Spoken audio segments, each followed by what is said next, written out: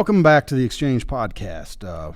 We've been off for about a week, but we are back. We have these incremental breaks. They're not always planned, but we had a men's retreat this last weekend, and it was really good. Let's go.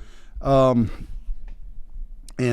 we weren't able to record Saturday, so we are this Monday evening, and a lot's going on. We've had a request. Well, I don't say a request. Somebody brought up the topic brought up the suggestion, I should say, that we should talk about music and the effects it has on society or has on people, period. I was a part of the music industry for about 11 years. I wasn't anyone famous, and got to meet and do some work with some relatively famous people. Rub elbows. Yeah. And to be honest, they're not everything imagine that. They're not everything the media paints them out to be. Surprise. I've seen that before.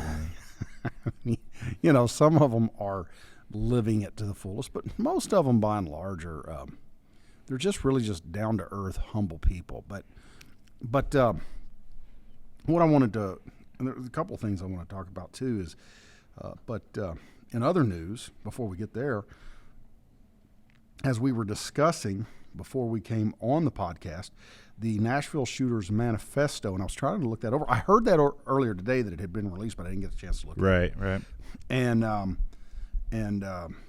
But it has been released, and I texted a friend of mine who is a police sergeant on the Nashville Police Department, and was just kind of asking him about it. I have not heard anything as of yet. Probably won't. But, and he shall remain nameless on this podcast. But took him a while. It did take him a while, and that's what's so curious is, of course, it was David Crowder, right? Who released it? He's the one? I believe it was David Crowder. I want to get it because there's also the Christian artist, and since we're talking about music, yeah, there's David Crowder and whatever the other Crowder's name is, Steven Crowder. Crowder. David Crowder's the musician. Steven Crowder. We'll get this Crowder right. Got music on the mind. Got music on the mind. But that's just something I think is important to just get out there, is that I wouldn't let your kids read this, but those of you who are listening, adults, just go ahead and type in the manifesto and see what this person, and we won't give that person's name or respect any type of request they wanted to be called, but they were very explicit on who they were targeting, what they wanted to do. Yeah. And which is probably a large reason on why it was released so late after the actual incident itself. Right. Yeah, it doesn't really fit any type of fear-mongering except for the reality that this person was, and I before we get into music, actually music does help with this. Well, music helps with that because that's what I was getting ready to say. This happened in Music City, USA. Right. And there's a significance to that because Nashville has so changed over the last, I moved there in 2009. And even then, country music was still known as being, God, America, and apple pie. Sure. And my truck.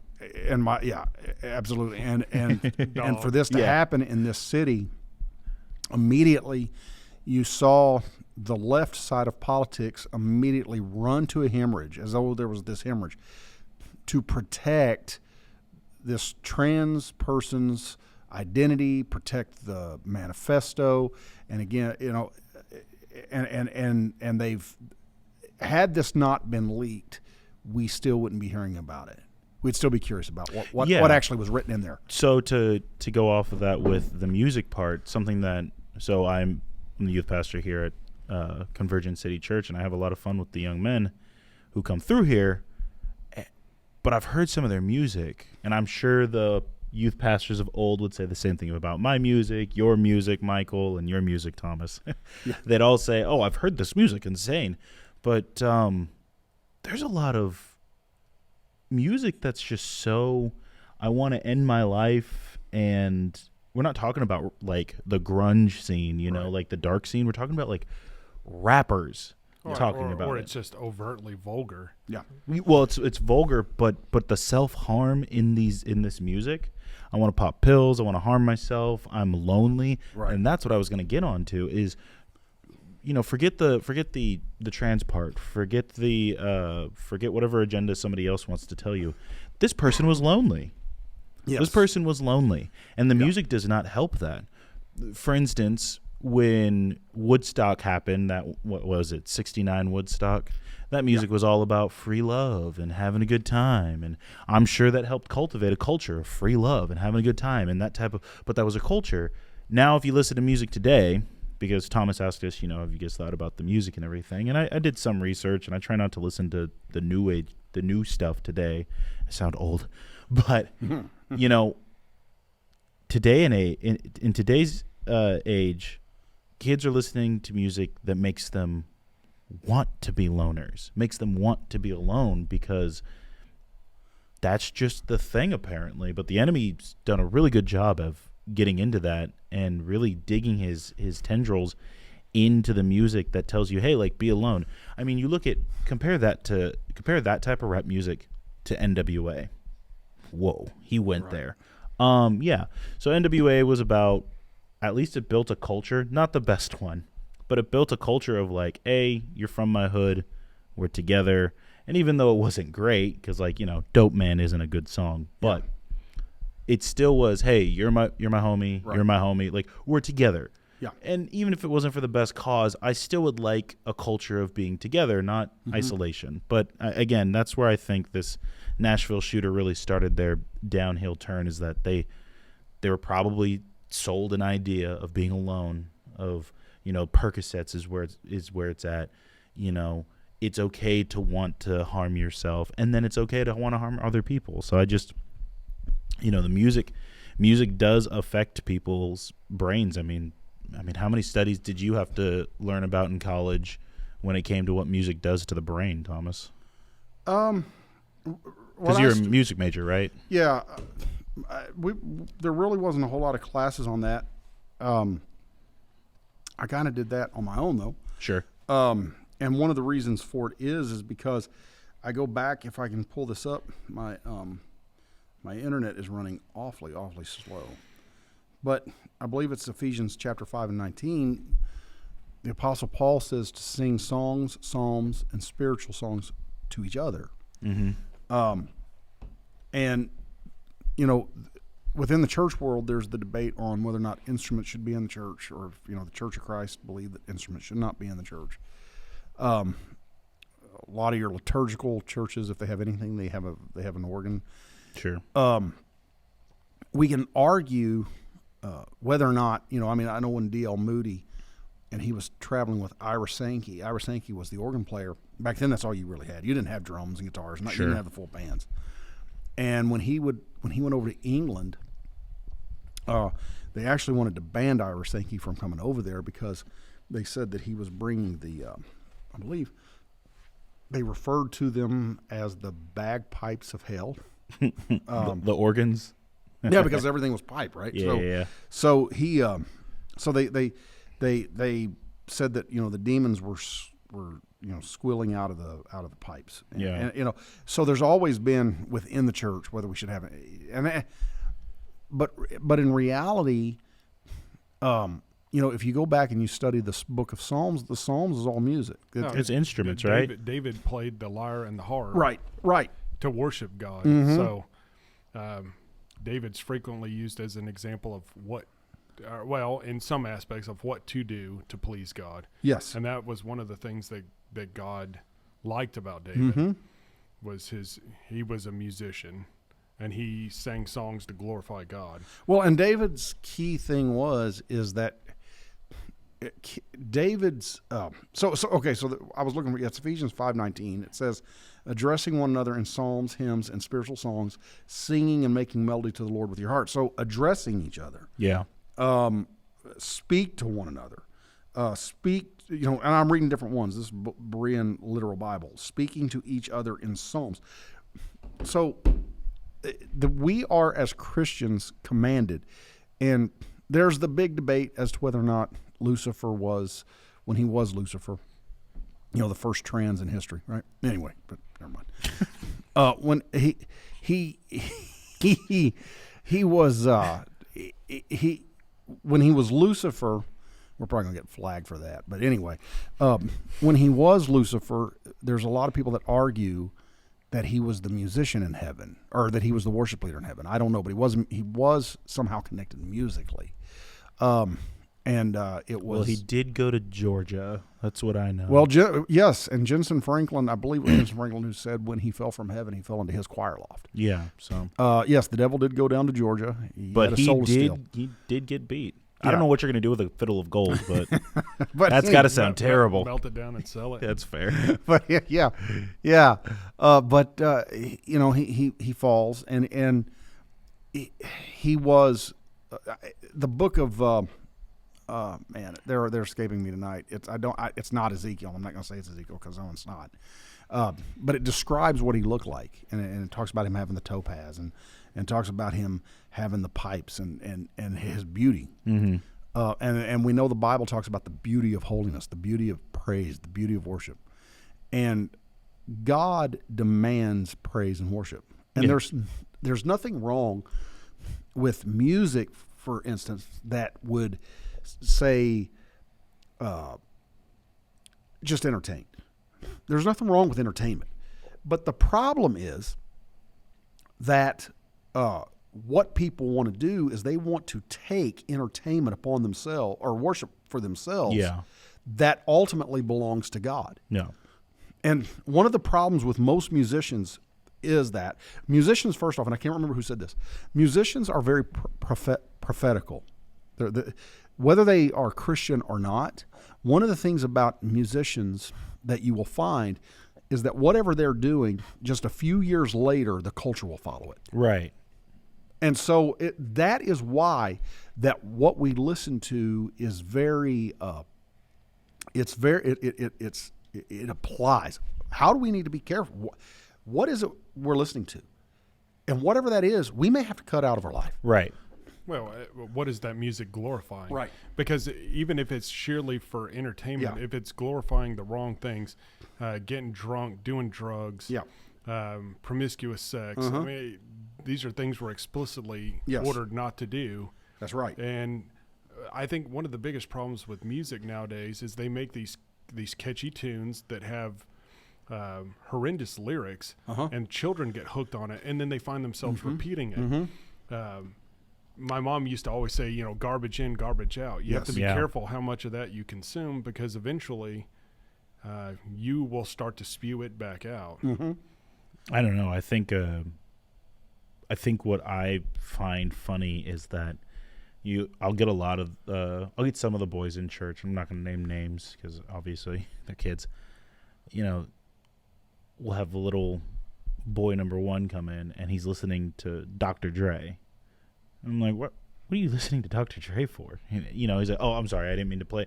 I'm like, in my mind, I'm thinking like, yeah, let's not play that at church. But also in my heart, I'm thinking, I'm glad you're not like hooked on this stupid stuff that's being played, because at least with Dr. Dre, a lot of the times there's stories in that. And I rap isn't for everyone. Hip hop isn't for everyone, but there were stories, and like Nas. Nas is a great artist when it comes to storytelling, and it gives you an idea of what's happening in that culture that he grew up in. A more recent artist would be Kendrick Lamar and J. Cole. Those two artists are phenomenal when it comes to telling stories of, this is how I grew up, this is what's going on, and people listen to it. And you'll have these, and I'm not saying this to be like splitting or anything, but like you'll get these white kids from the suburbs saying like, man, people really grow up like that. Yeah, they do, and they get a mix into the culture, and they understand that. Right. But then you have, like you said, you got these like Baby Shark doo-doo. It starts with Baby Shark, but then it turns into and I'm gonna sound like an old fogey, but like stealing, doing drugs, go out and do stuff, disobey your parents type of things. It's funny because it's so catchy, right? And it's weird. Yeah, you're right, and there's a lot of these artists that have made the statement. I was just looking that up. I mean, even going as far back as 1782, Niccolo Paganini, who was a violinist and a guitar player, and even still yet amongst musicians, there's things that he does that musicians will tell you it's impossible to play. He was just that good. Right. And and every time something like that comes up, I mean, the Jimmy Pages and the the guy with AC/DC. You got Hendrix. Well, no, but I was Angus Young. They make these statements. While I sold my soul to the devil. Oh yeah. Now, I don't think they literally mean that. Okay, I don't think they literally mean that when they say that. I think they do it for a couple of reasons. They do it, one, for shock value. Yeah. Because it was, I think it was Alice Cooper who said, bad publicity is still publicity. Yeah. Well, I thought once again, go back to my mom and her wisdom, but bad publicity is better than no publicity. That's right. What it is. That's right. And that's what they do. They know that. So they make these statements because what they know is, and referring to my dad, and you guys may not remember this. Most people probably don't remember this. This was not a mainstream, but there was this, years ago in the 70s, there were these, it was called the Satanic Panic. I'm sure you've heard Dungeons and Dragons. Well, Dungeons and Dragons was more of a blatant thing. Right. But with the Satanic Panic, and what I mean by blatant was that was an easy one, just knock it out of the park. Yeah. But what they would do is they'd go find these albums and they would backward mask. Oh my gosh. And the thing about backward masking is that it's easy to do because all you got to do is just go get an LP and play it backwards. And there's going to be something on there. Coincidentally. Yeah, I mean, so like for instance, if you say God backwards is dog, Yeah, right? Yeah. And I'm not trying to be blasphemous or sacrilegious. I'm just being honest. So, there were some of these guys that were doing this, but to boil it down, most of these guys, what they were doing is they were just writing songs, because if you go in the studio and you try to backward mask, that takes, especially back during the analog days. Yeah. Because now everything's digital. Excuse me, sorry. Everything is digital now. And in the analog days, it would have taken hours, and been far more expensive. A studio engineer would have loved it, but a record label would have shot those guys. Right. Okay? Because it would have been money to go in there and say, okay, we're going to go in and record this backwards. Now, there were some bands that did do that, but they would do it for very small amounts of time. And but there was always supposed to be these hidden satanic messages behind, or, with Another One Bites the Dust, we all smoke marijuana. Yeah. all these hit, and maybe that some of them were doing that deliberate, but by and large, it was just coincidence. And so, but the point is, there was the 70s and 80s. There was a satanic panic, and I remember my dad in the 80s. There was this record, this audio cassette that was put out called "Backward Masking Unmasked," and then there was another one put out called "Hell's Bells," which is named after the AC/DC song. Yeah, and both of them were there to expose the wiles of the devil and backward masking and how it was brainwashing kids. And so guys like Marilyn Manson come out and said, hey, we know that preachers are going to, because he said, I sat in church and I heard preachers preach this, and then I would go buy the record. And he said, okay, if I want to be famous, I've got to do something that's even more shocking. Right. Because they're going to be your biggest publicity. Because it's going to be free publicity. Yeah. And how many preachers, I remember in the 90s, people talking about he had ribs removed for certain, sexual acts that I won't go into. Yeah. And that he was keeping kids locked up in backstage, that they were having, and you're going, where does this stuff come from? Who's talking it? Who's starting it? But the problem is that, people would get on TV and preach this stuff. And then they would go with it. And then it makes us look really stupid because these guys are coming out going, no, we're not. Well, I was going to say some of it is a little closer to reality now. Yeah. I mean, look at Epstein Island. Not to get off on a tangent. No. And I'm glad you segued into that, because that's what I kind of wanted to do and go ahead. Well, I was going to say that there's a lot of musical artists now that openly have satanic imagery. Yeah.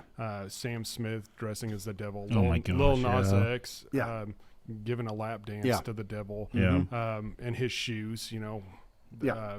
with the Right. drop of human blood and the pentagram, Right. and 666 and all. Now, while it may be for shock value and for publicity, that's one of those things you have to be really careful because you're Yeah. doing it for all the wrong Yeah. reasons. And Yeah. even if you don't buy into it, eventually you're going to catch yourself up in it, whether you want to or not. Right. You dabble in it long enough, you can open yourself up to things you don't want. Oh yeah, No, you absolutely can. I would say music does help when it comes to spiritually.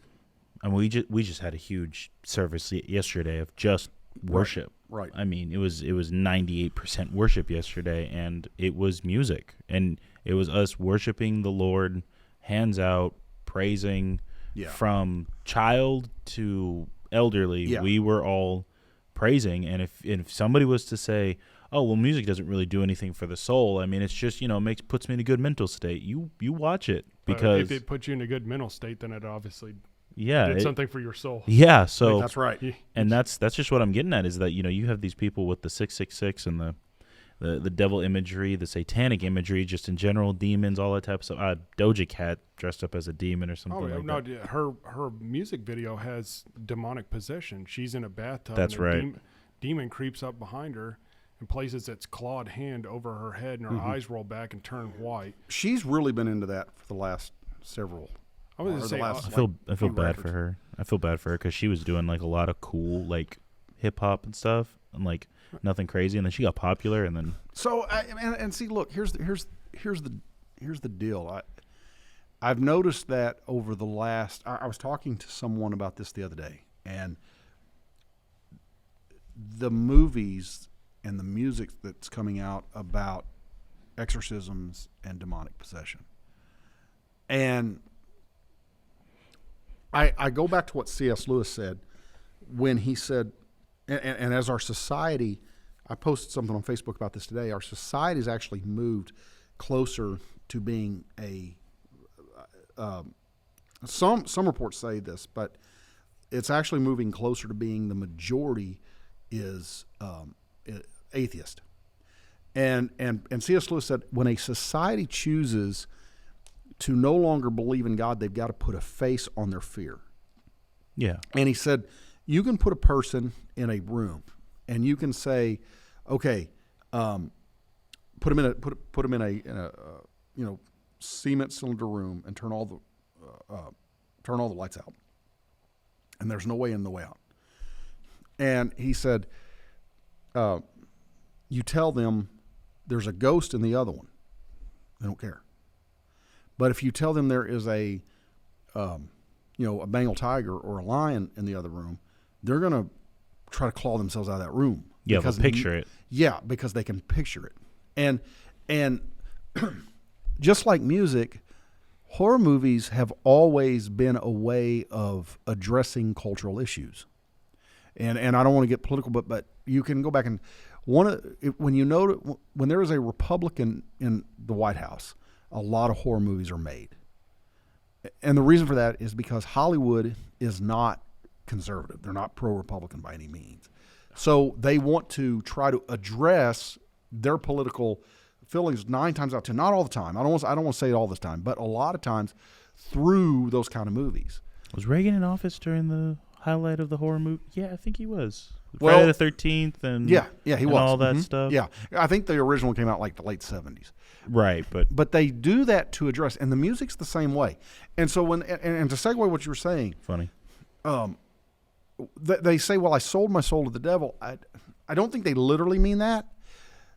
First off, you can't sell your soul to the devil. Okay, if you're not saved, it all belongs to God anyway. But the Bible says it's appointed unto man once to die, and then after this, the judgment.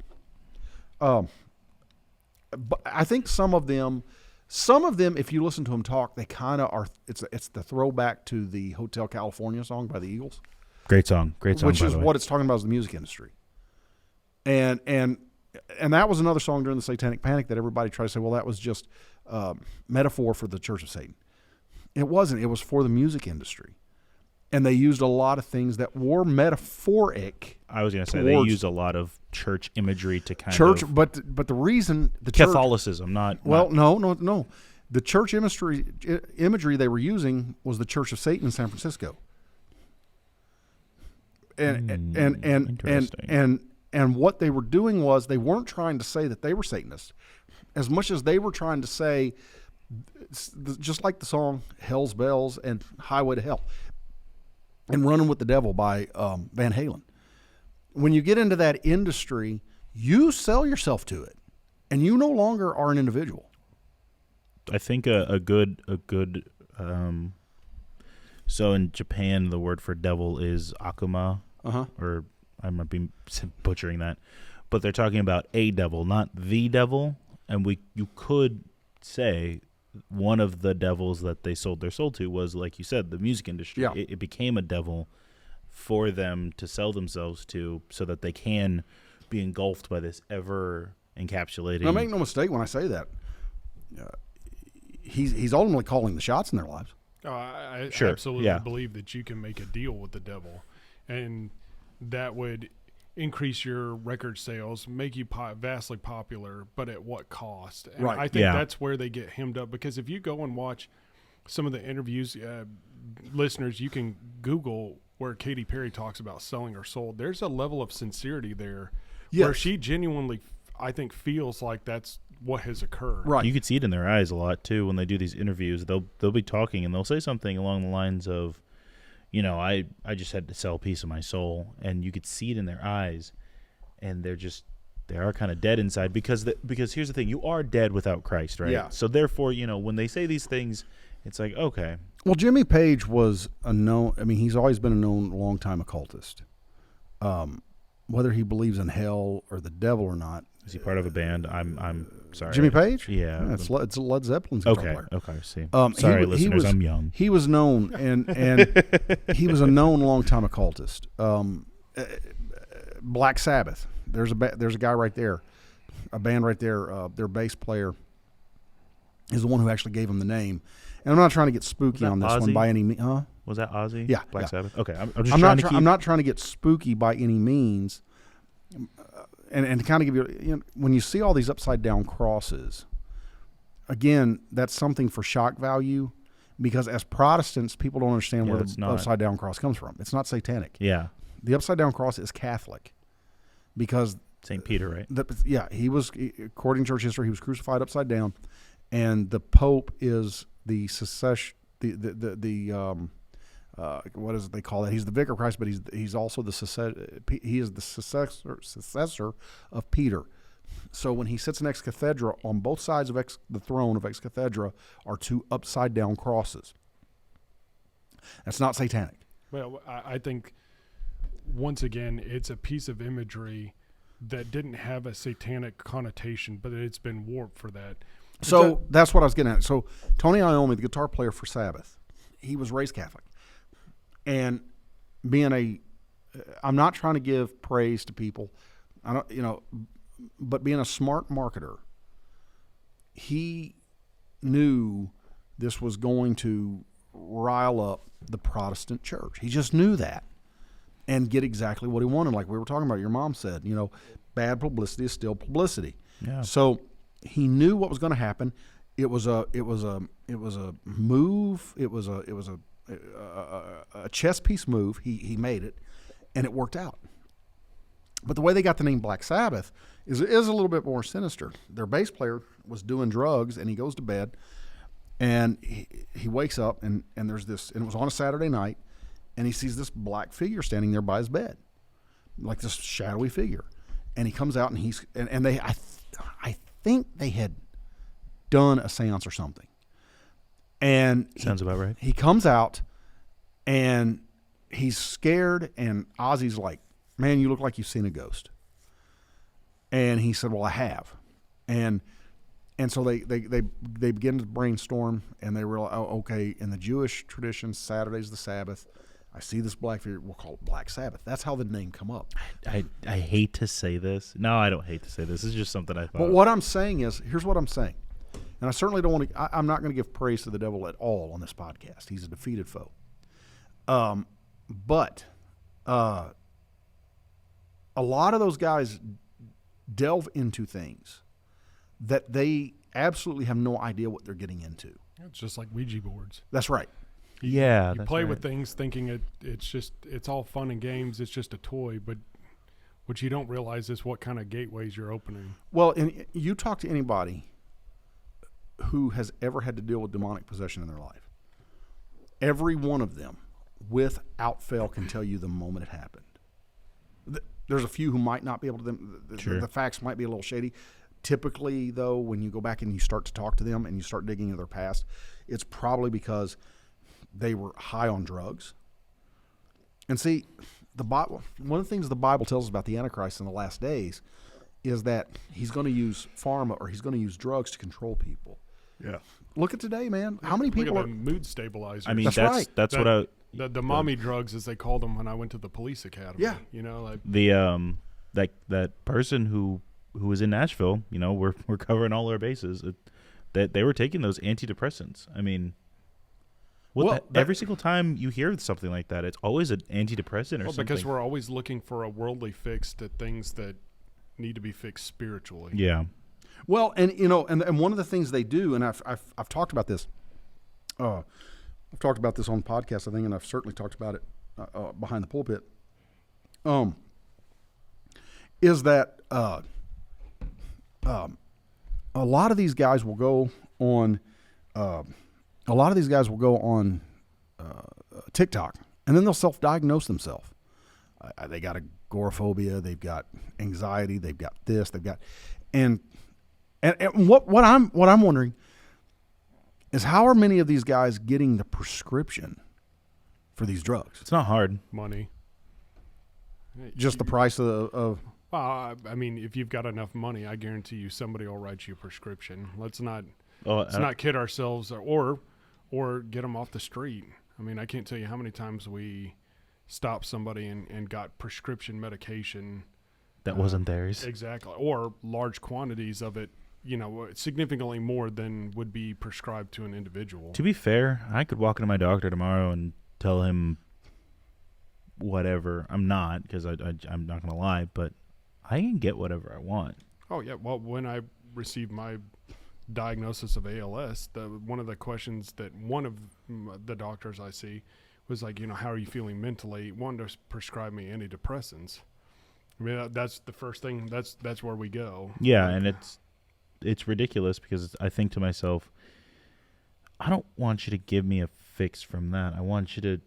Why can't there be? Okay, go exercise a little bit. Okay, I mean, what exercises should I do? You know, I feel like that's a more normal, natural thing. You know, back during that weird time between the year 2019 and 2021 or whatever, 2022. the year that didn't happen. Apparently, the blank years.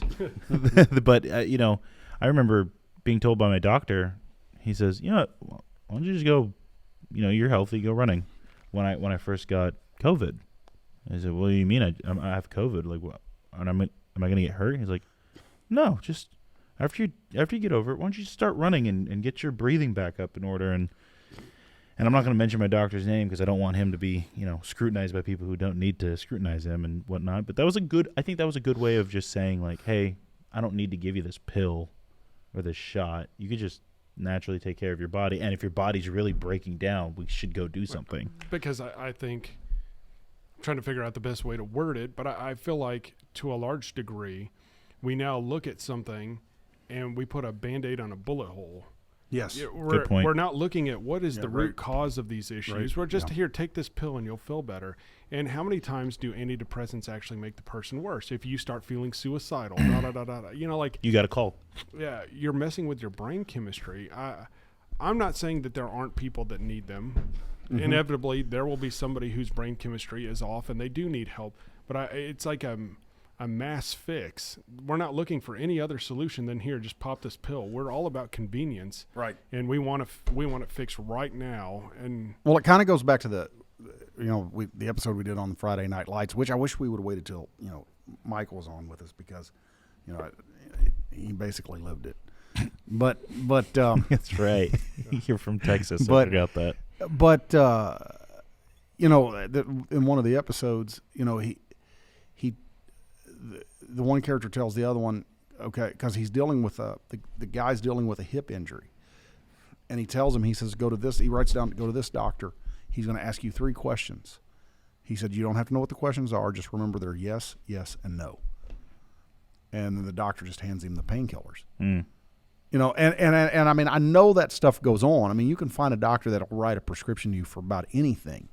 You know, but Galatians 5:19 talks about the works of the flesh are this, and it's lust and wickedness and different, you know, the different works of the flesh. And the funny thing is, that word flesh is the same word that we get for pharmaceutical, where we get our word pharmacy from. It's pharmakeia.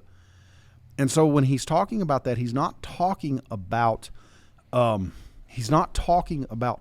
works of the flesh as we think of flesh. It's literally that we're doing these things which we know this because psychiatrists tell us this, that people get addicted to things. Why? Because they want to forget what's going on. Yeah. They just want to forget about life. Right. And so one of the reasons why people give into sexual depravity, I mean, one of the reasons why we get these things like the Nashville shooter is because somebody's wanting to forget something. When in reality, you know, Psalm 33:3 says this, sing to him a new song, play skillfully on the strings with loud shouts. A new song of praise. The only one who can change us is the one that our society is wanting to turn from. Right. And so when you turn from him, you know, you see why the book of Romans says that he gave them up to a depraved mind. Because when you turn from the only one who can actually change you, and then you start going off into some weird, I'm going to change myself to the point of mutilating myself or just completely changing my appearance, that is signs of some severe mind problems. Yeah.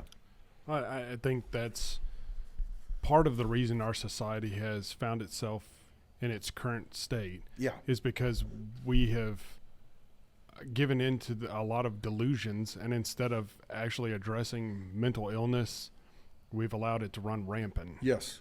And there are very little resources to address mental issues. I mean, I don't know how many people you run into on the street that obviously are afflicted and need help, but you can't force them to get it. Well, you can't force them to get it, and then the people who are getting the treatment are wearing their mental illnesses like badges of honor.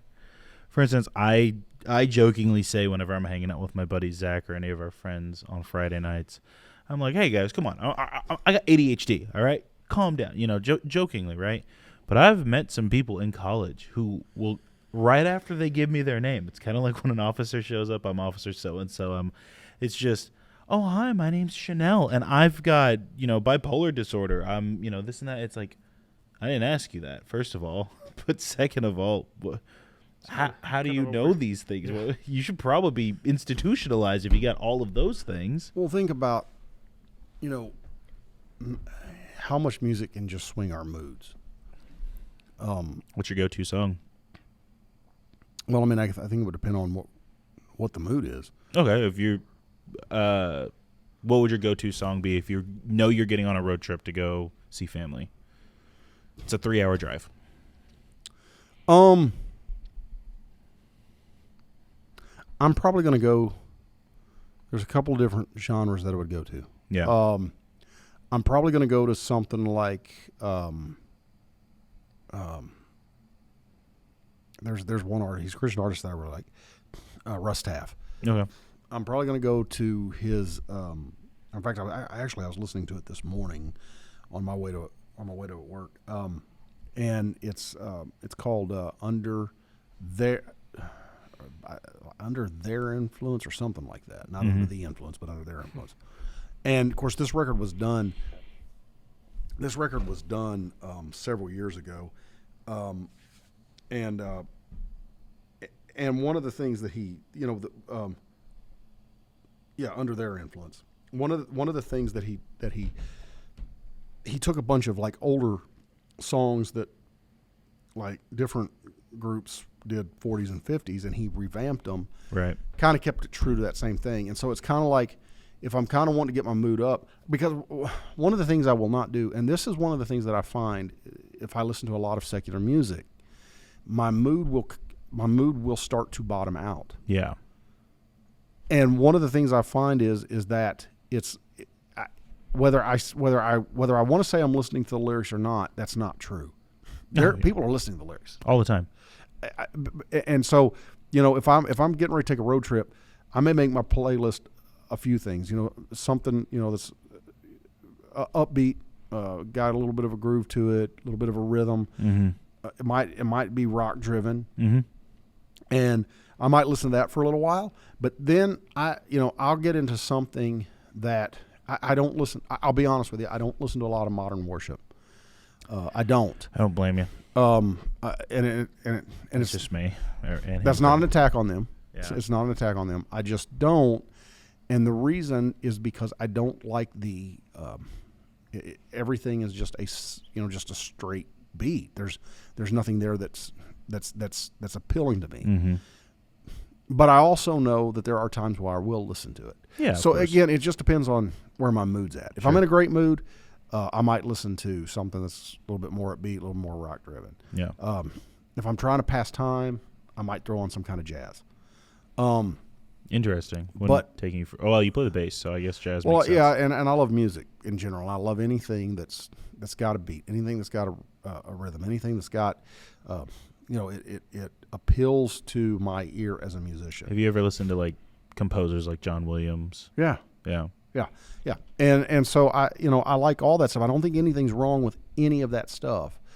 But, I have seen people, I knew of a guy, okay, that he was such a Metallica fan.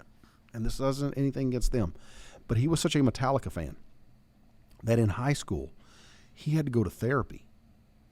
And if anybody ever threw a Metallica song on, he would walk out of the room like a drug addict or an alcohol addict who's going through AA, and as soon as the alcohol comes out, they leave. I mean, he would do the same thing. If somebody started playing a Metallica song, he got up and left. And a friend of mine who was good friends with him, he told me, he said, I'm telling you, man, he said, it is uncanny when you see how the mood shifts.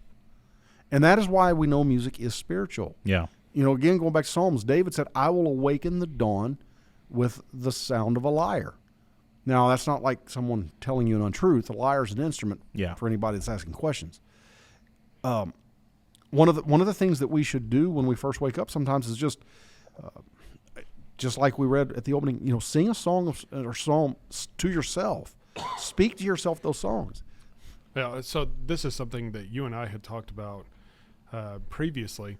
We are made in God's image. Uh-huh. When God wanted to create the heavens and the earth, what did he do?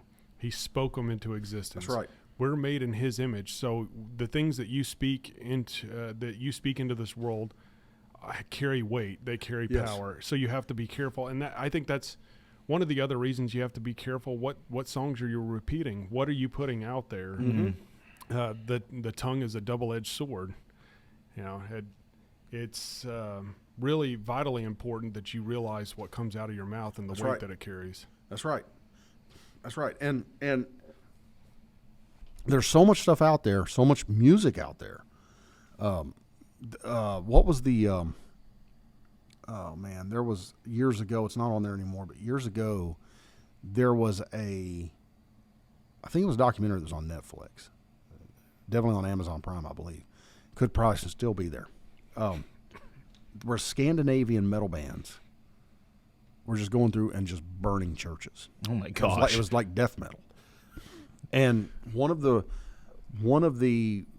band's jackets was the lead singer had shot himself. Oh jeez. And they used that as their jacket for their CD. Oh my gosh. And like one of the guys, they got into this fight over who was more evil than the other, and the guitar player murdered the lead singer. Of course, in Scandinavia, murder's like an 8-year prison sentence. Oh my gosh. And I think he only spent like 3 to 5 years. So I mean, what am I saying? Scandinavia is a country that Christianity is all but non-existent there. It's full of moral depravity. Yes, extremely moral depravity. And so you see that in their music. You know, and that's what I mean. Musicians and artists who have a stage. It was, I think it was, it wasn't Confucius, but there was another Chinese philosopher who said, "He who controls the music controls the world."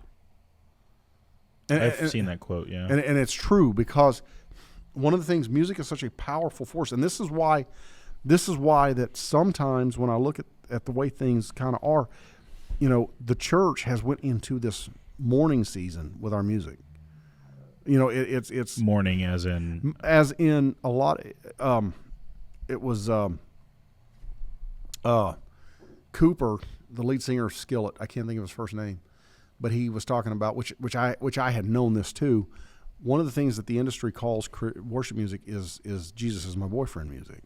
No, yeah, because the music is so, you know, it's, you know, Martin Luther said that a hymn should have so much theology in it that it should be able to witness to an unbeliever, yeah, and tell them about Christ and lead them to salvation. Yeah, and that is true. That is true because music is music. So here's the thing about music. Music is one of those things that when you hear it, it leaves that notch in your brain and you'll remember it quicker. Mm-hmm. And to give you case in point, a lot commercials use jingles. That's why they use jingles. 800-588-2300. Well, you can go online. I'm not finishing it. You can go online and read about people who said that they passed English comps classes and history classes by listening to Iron Maiden. Oh, yeah. Yeah. You know, I mean, it's amazing. I mean, and that's what I'm saying. I'm not just picking on secular music because not all of that's bad. Yeah, but what I'm saying is we have to kind of go through our music. First off, as Christians, we need to go, okay, Holy Spirit, what do you want me to get rid of? Yeah. And allow him to go, okay, this has got to go. This has got to go. And then there's just some music, because the Bible also says laying aside every sin and weight. There's some music that you just have to go, this isn't worth listening to. This isn't good listening to. No, yeah. And get rid of it. You know, so, you know, in the last 5 minutes, I would say, you know, I'm always very much a stickler about looking at music and being very much aware as to what you're listening to. Michael, I know you've got some stuff there. We can go over a little for a minute or so. What have you got there that you're wanting to? I know you got something you want to add. Oh no, I'd pulled up Colossians 3:16. Let the word of Christ dwell in you richly, teaching and admonishing one another in all wisdom, singing psalms and hymns and spiritual songs with thankfulness in your hearts to God. Mm-hmm. And I've said this before, and I'll say it yet again because I think it's worth repeating. But if what you're doing doesn't provide praise to God, there's only two options. It either glorifies God or it doesn't, or it glorifies the alternative. You really need to be cognizant of what you're repeating and what you're allowing yourself and your family and your children to listen to. Yes, no, absolutely. Absolutely. I mean, it's always a good thing sometimes for parents to kind of go through the kids' playlist and go, even with some Christian music, I don't think this is appropriate. I don't think and the other thing that you have to be aware of is just because it is branded as Christian, the Bible says that there will be many false prophets and false teachers. Yes. You need to be aware of what the lyrics are saying and make sure that they're biblically appropriate. Yeah. That it actually follows the Word of God. Well, to give you an example, the band Creed. Oh man, they're having a comeback tour and everything. They are, and the lead singer, I can't think of his name. I was watching an interview with him, and he said one of the things that led to their breakup is the fact that, Scott Stapp. Mm-hmm. He said he was always a believer in Christ, and when you go back and you listen to their music, you can tell. Oh yeah, that he is. Oh yeah, and so he said I would get these magazines coming up for the interview, asking if we were a Christian band. And his band members were like, well, we didn't want to join a Christian. They didn't know. They had no idea that Scott Stapp claimed any kind of religion. And he said it got his life completely off track because he refused to be bold about his faith. Oh, I bet you. Well, and so that's something else that you really need to be careful with, because Christ himself said that those that deny me before men, I will deny before my Father. Yes. You got to learn when to put your foot down and make a stand. Mm-hmm. Well, hopefully we're talking about that's the- eternity, not just your time here on earth. Right. But That's I right. mean, let's be honest though. Creed's got some banger hits, and I think today, in the immortal words of Ice Cube, today was a good day. And I think today was a good exchange. So, everybody, thank you for joining us. Thomas, you want to see us out? Well, hey, we're glad you came back for another episode. See us here again next week. I love doing it. I hope you love listening to it and enjoy it as much as I love coming in here and recording it. We will see you then.